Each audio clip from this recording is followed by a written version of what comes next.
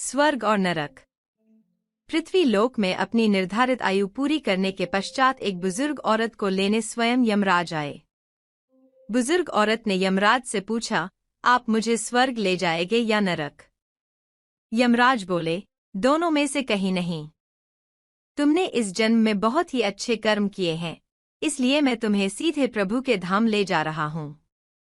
बुजुर्ग औरत खुश हो गई, बोली, धन्यवाद, पर मेरी आपसे एक विनती है।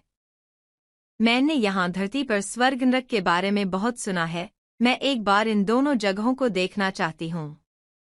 यमराज बोले, तुम्हारे कर्म अच्छे हैं, इसलिए मैं तुम्हारी यह इच्छा पूरी करता हूँ। चलो हम स्वर्ग और नरक के रास्ते से होते हुए प्रभु के धाम चले गए। दोनों चल पड़े। सबसे पहले नरक आया। नरक में बुजुर्ग औरत ने जोर जोर से लोगों के रोने की आवाजें सुनी। उसने देखा कि वहां नरक में सभी लोग दुबले पतले और बीमार दिखाई दे रहे थे। औरत ने एक आदमी से पूछा, यहाँ आप सब लोगों की ऐसी हालत क्यों है? आदमी बोला, तो और कैसी हालत होगी, मरने के बाद जब से यहाँ आए हैं, हमने एक दिन भी खाना नहीं खाया। भूख से हमारी आत्माएं तड़प रही हैं। बुजुर्ग औरत की दृष्टि एक विशाल पतीले पर पड़ी, जो कि लोगों के कद से करीब 300 फुट ऊंचा होगा। उस पतीले के ऊपर एक विशाल चम्मच लटका हुआ था। उस पतीले में से बहुत ही शानदार खुशबू आ रही थी। बुजुर्ग औरत ने उस आदमी से पूछा, इस पतीले में क्या है? आदमी मायूस होकर बोला, ये पतीला बहुत ही स्वादिष्ट खीर से हर समय भरा रहता है। बुजुर्ग औरत ने हैरानी से पूछा, इसमें खीर है, तो आप लोग पेट भरकर यह खीर खाते क्यों नहीं, भूख से क्यों तड़प रहे हैं? आदमी रो रो कर बोलने लगा, कैसे खाए, यह पतीला 300 फीट ऊंचा है, हम में से कोई भी उस पतीले तक नहीं पहुंच पाता।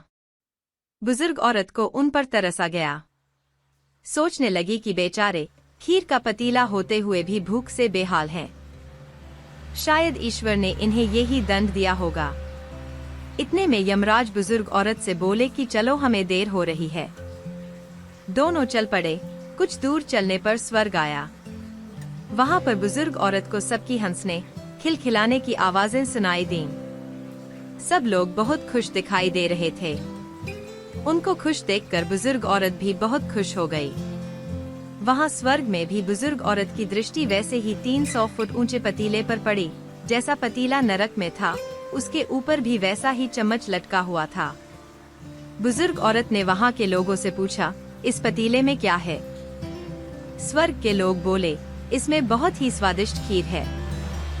बुजुर्ग औरत हैरान हो गई और बोली, पर यह पतीला तो बहुत ऊंचा है, आप लोग तो इस तक पहुंच ही नहीं पाते होगे, उस हिसाब से तो आप लोगों को खाना मिलता ही नहीं होगा, आप लोग भूख से बेहाल होगे। पर मुझे तो आप सभी इतने खुश लग रहे हो, ऐसा कैसे? लोग बोले, हम तो सभी लोग इस पतीले में से पेट भरकर खीर खाते हैं। औरत बोली, पर कैसे, पतीला तो बहुत ऊंचा है। लोग बोले, पतीला ऊंचा है तो क्या हो गया, यहाँ पर कितने सारे पेड़ हैं, ईश्वर ने ये पेड़ पौधे, नदी, झरने हम मनुष्यों के उपयोग के लिए तो बनाए हैं। हमने इन पेड़ों की लकड़ियाँ ली, उनको काटा, फिर लकड़ियों के टुकड़ों को जोड़कर विशाल सीढ़ी का निर्माण किया। उस लकड़ी की सीढ़ी के सहारे हम पतीले तक पहुंचते हैं और सब मिलकर खीर का आनंद लेते हैं। बुजुर्ग औरत यमराज की तरफ देखने लगी। यमराज मुस्काए और बोले, ईश्वर ने स्वर्ग और नरक मनुष्यों के हाथों में ही सौंप रखा है। मनुष्य चाहे तो अपने लिए नरक बना ले, चाहे तो अपने लिए स्वर्ग। ईश्वर ने सबको एक समान हालातों में डाला है। उसके लिए उसके सभी बच्चे एक समान हैं, वो किसी से भेदभाव नहीं करता। वहाँ नरक में भी पेड़ पौधे सब थे, पर वो लोग खुद ही आलसी हैं। उन्हें खीर हाथ में चाहिए, वो कोई कर्म नहीं करना चाहते, कोई मेहनत नहीं करना चाहते, इसलिए भूख से बेहाल हैं। यही तो ईश्वर की बनाई इस दुनिया का नियम है, जो कर्म करेगा, मेहनत करेगा, उसी को मीठा फल खाने को मिलेगा। स्वर्ग और नरक मनुष्य के हाथ में है, मेहनत करें, अच्छे कर्म करें और अपने जीवन को स्वर्ग बनाएं।